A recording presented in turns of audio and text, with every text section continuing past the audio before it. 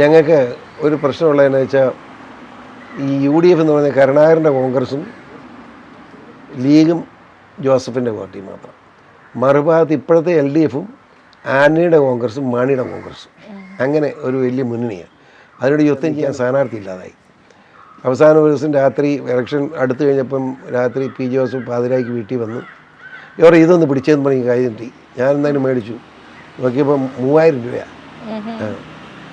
എന്നുവെച്ച് ഒരക്ഷരം വിട്ടാൽ പുള്ളി ഇറങ്ങി. ഞാൻ ചെന്നൈ ഇത് കെട്ടിവെക്കാനുള്ള കാശാണ്. ഞമ്മ 3000 രൂപ എത്ര തരത്തിൽ ഇത് മനസ്സിലായെന്ന് പറഞ്ഞു. മത്സരിക്കണം, വേറൊന്നും പറയാൻ ചാടി വണ്ടി കയറി സ്ഥലം വിട്ടു.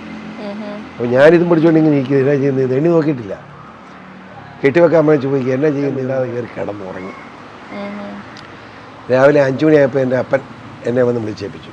എനിക്ക് ഇറങ്ങി പാടാമെന്നോ ഞാൻ ഇറങ്ങി ചെന്നു. ഇപ്പോഴും ഉണ്ടായ രൂപം അവിടെ തിരുഹൃദയത്തിൽ രൂപത്തിന് നിൽക്കാൻ പറഞ്ഞു.